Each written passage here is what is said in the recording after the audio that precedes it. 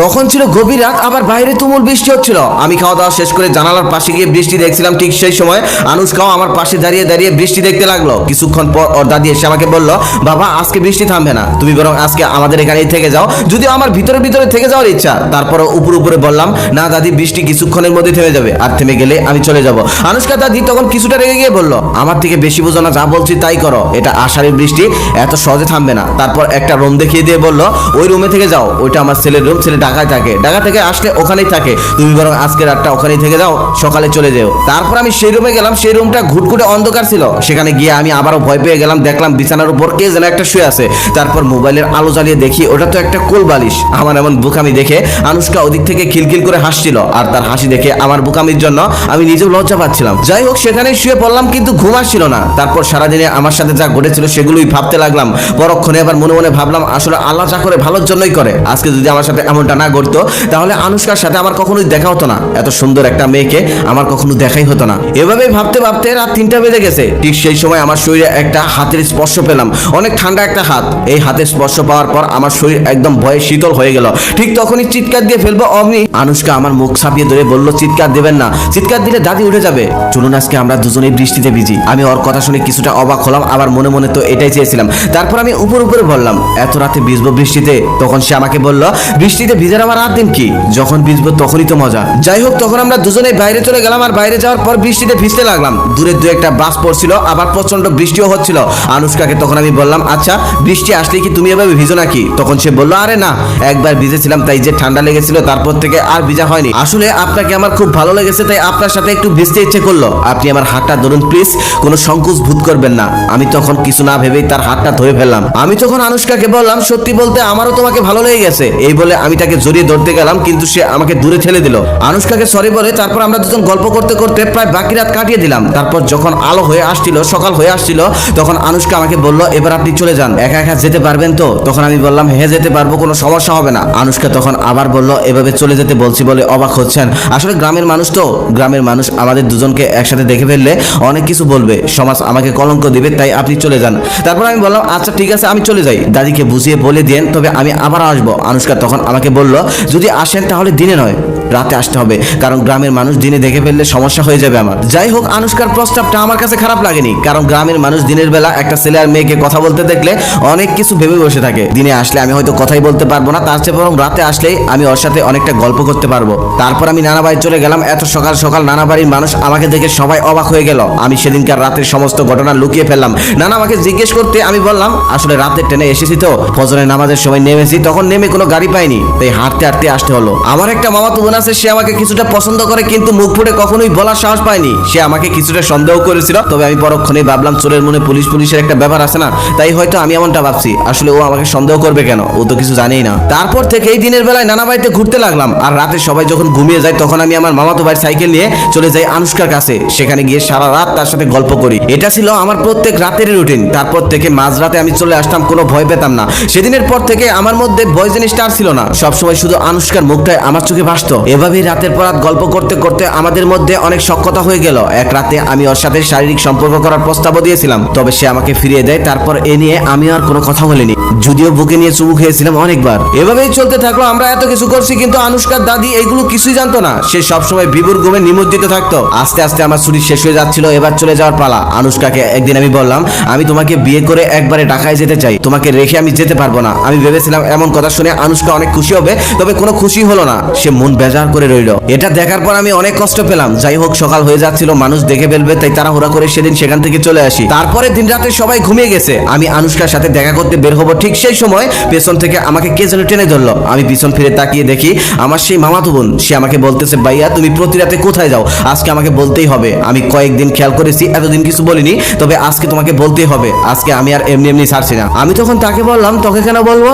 তখন সে মাথা নিচু করে বলল, তুমি হয়তো জানো না, আমি তোমাকে ভীষণ পছন্দ করি। তারপর আমি তাকে বললাম, আমাকে পছন্দ করে কোনো লাভ নেই, আমি একটা মেয়েকে অনেক ভালোবাসি, শোন সেই মেয়ের সাথে আমি দেখা করতে যাই। আমি তখন তাকে সমস্ত ঘটনা খুলে বললাম, আর বললাম, তুই যেভাবেই হোক নানিকে ম্যানেজ করে দেখ, কালকে আমি নানিকে সাথে করে নিয়ে আনুশকাদের বাড়িতে যাব।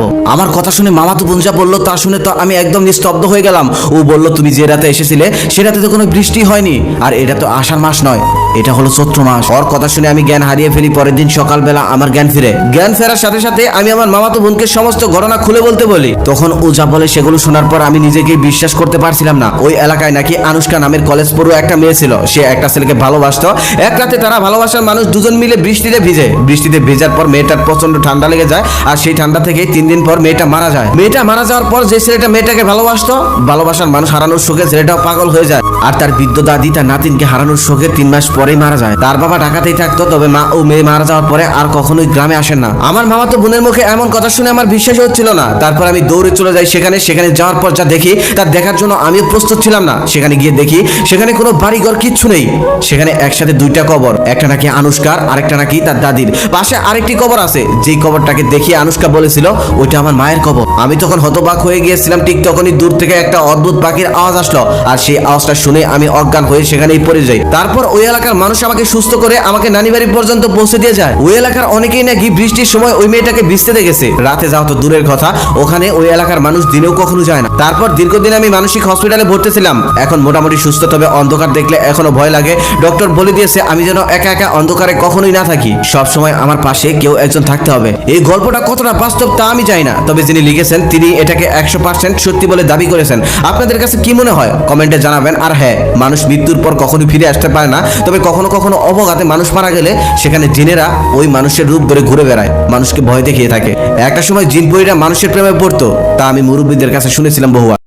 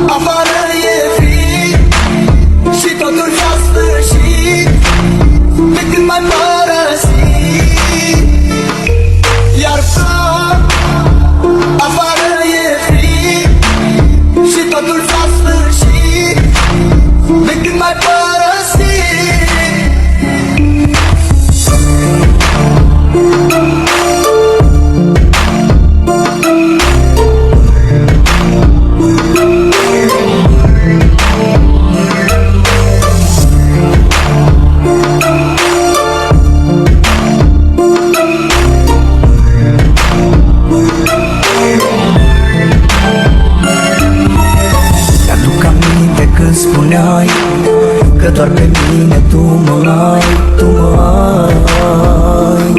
iubirea mea. Acum tot ai spulberat, de lângă mine ai plecat. De ce-ai plecat și m-ai lăsat? Afară e frig și totul s-a sfârșit, de când m-ai părăsit.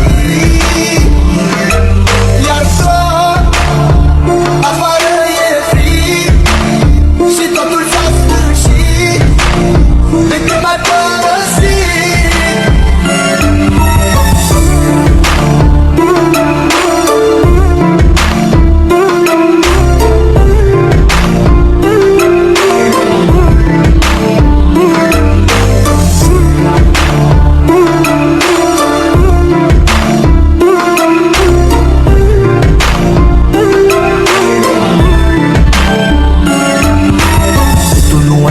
Să mă înțelegi și ți-a fost mai ușor să pleci. De ce-ai plecat, iubirea mea?